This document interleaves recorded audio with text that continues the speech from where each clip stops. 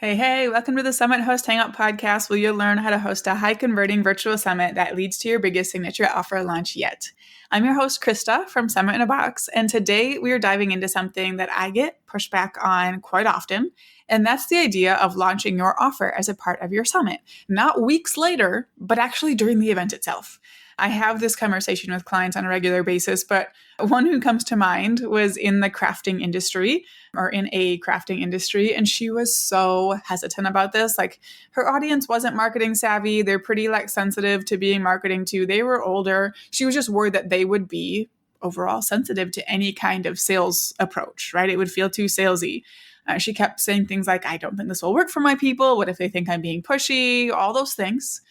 But after we worked together to customize the approach for her specific offer and audience, she ended up with over 240 new members in her membership. That's not a bad day, right? 240. And her audience loved it. They didn't feel pushed. They didn't feel manipulated. They felt supported and excited to continue their journey with her. 240 people wouldn't have joined if that was not the case. So if you've been on the fence about launching through your summit because you're worried about being respectful to your attendees, this episode is for you, because I'm going to show you exactly how you can launch in a way that feels aligned and actually serves your people better than not launching. Okay, so first let's talk about why you should be launching through your summit in the first place, because I believe that anyone who has a proven offer should launch that offer through their summit. And by that, I mean you should make an offer of your signature program or service as a part of the event, near the end, but as a part of it, not weeks later. They don't need time to cool off first or get a break from your emails. They absolutely don't need that. And that's because if your summit is positioned well and attracts your dream people, they're not going to want you to just peace out after the summit is over. They don't want to be left to fend for themselves. They want to stay in community and hear about how you can support them on the rest of the journey they started. Okay, so think about it from their perspective. They just spent, let's say, 3 to 5 days learning from you and your speakers. They've had all kinds of breakthrough aha moments. They're excited about possibilities. They started to see you as someone who can help them move forward. And then you disappear, leave them hanging. That doesn't serve them, right? It does them a disservice. Not only does launching through a summit benefit your audience in that way, but it's also huge for your business, both now and in the future. When I used to launch my WordPress development services through summits in a past business, I'd book out for 6 months every time and stay in demand through to the next event. It was amazing. Now I launch my programs. We've brought in between $46,000 and $63,000 in program revenue with every launch we've done with our events. And not only that, but now thousands of extra people know about those offers, which creates this ripple effect that we all want. Right. And I actually tracked it for 18 months after one of my previous summits. And summit attendees alone brought in an additional $180,000 or more during that time, just through 2 of the offers I tracked from one event. So I feel like the business case is pretty clear, but I know that you're not just thinking about the money, right? You're also thinking about your people and how this feels to them. We can hold both of those things. We can make money. We can get compensated for what we do and the value we bring. And we can take care of our people well. So let's talk about, kind of the biggest objection here, which is I don't think I should launch right away because I just emailed them so much through the summit. I want to give them a break. And I know this is an objection because I said this for a long time. I did not launch right away for a long time. My question to you is, what if they don't want a break? What if they're ready and waiting for the next step? What if they actually want to hear from you?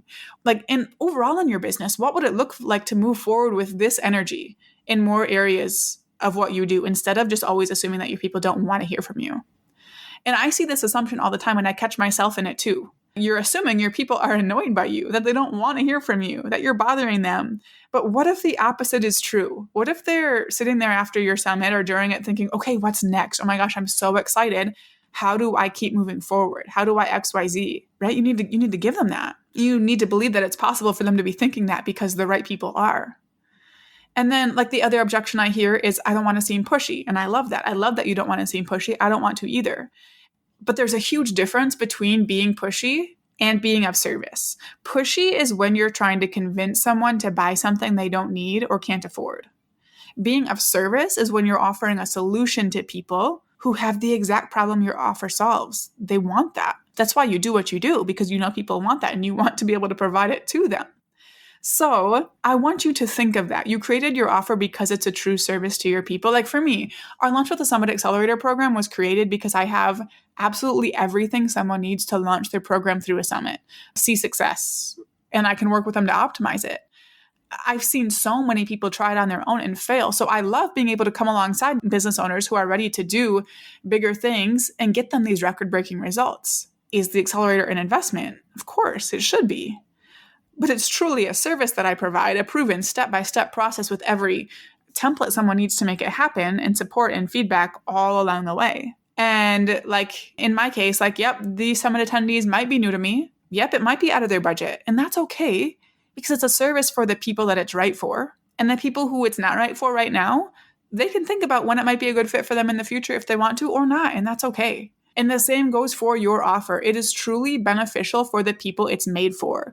And it's not right for others. And that's not a problem. That's normal. That's how everything works.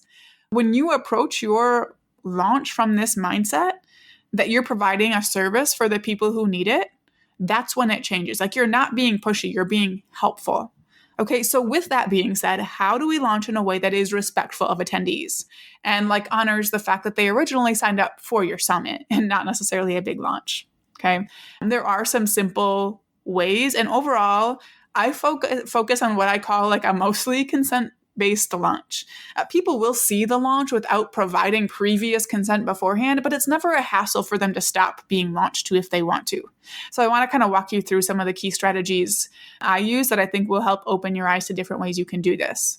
So my first strategy is just building awareness of your offer throughout the summit. It's so important. You don't want to get to the end of your summit and surprise everybody with an offer that you hadn't talked about before. So all throughout the summit, you want your attendees to slowly become aware of your offer. You're not pitching it or throwing it in your face throughout the summit, but there are some really feel-good ways we teach in the Launch with the Summit Accelerator that you can use to build that awareness through the registration period and the summit itself. And this eliminates any sense of bait and switch. You're not surprising them. They know of the offer, and the right people are already getting interested and excited about it while you're doing this. Okay, so the second strategy is to be transparent, when you are communicating about your webinar and during your webinar. So I personally use a webinar as part of my launch. You don't have to. Not everyone does. A lot of our clients do different things that we coach them through. But again, this is just an example. It works for me. But I make 100% sure that this does not feel like a slimy, salesy webinar for the typical person who doesn't just have the worst view of webinars ever. And this is where the consent really starts for me. So first of all, when I'm promoting this webinar and encouraging people to attend, I am never talking about it and hyping it up without also sharing the fact that I'll be opening enrollment for my program at the end. And I'm not saying it to them apologetically. I'm oh, by the way, just for a couple minutes. No, I'm saying it excitedly and pointing out how much easier it's going to make the process of launching through their summit. But they know it's coming. And if that kind of thing bothers them, or they know they're not in a place to be tempted by an investment, they can choose to not attend. I also do this during the webinar itself. So I purposely schedule it for a couple minutes in so people who are late have a couple extra minutes to jump on. And we normally see our attendee numbers on a webinar double or triple within those first 5 minutes. So I try to get on the tail end of that.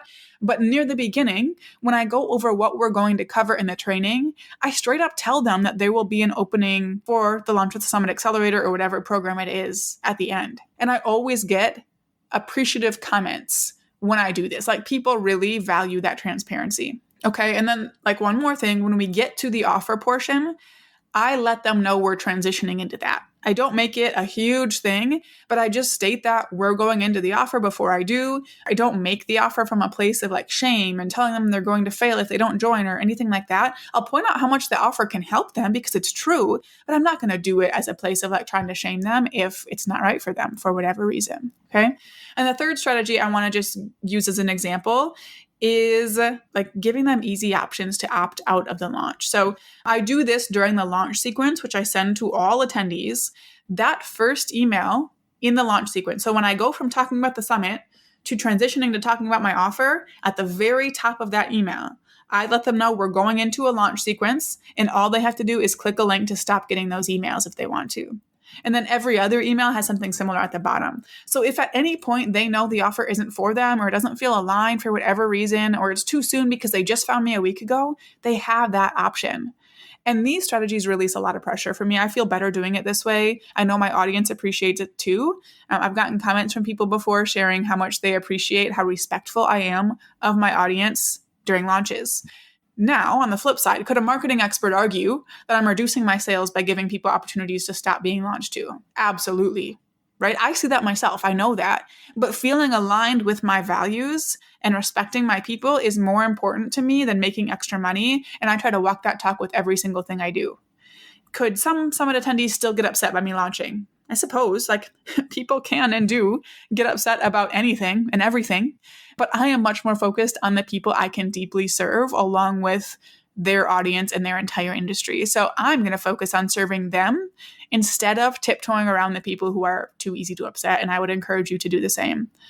So if you remember that client I talked about earlier in the crafting industry, the one who was really worried about her older, less marketing savvy audience, she ended up getting the most beautiful feedback from her new members. They were so glad that she offered that next step. They were hoping that there was going to be a way to be able to continue being in that community that they had felt during the summit and continue learning with her. And they were so excited for that invitation. And that's what happens when you launch from a place of service and respect instead of a place of fear and pressure and all of that. So I hope this has helped to give you some ideas for how to launch your offer in a way that feels good, both for you and for your audience.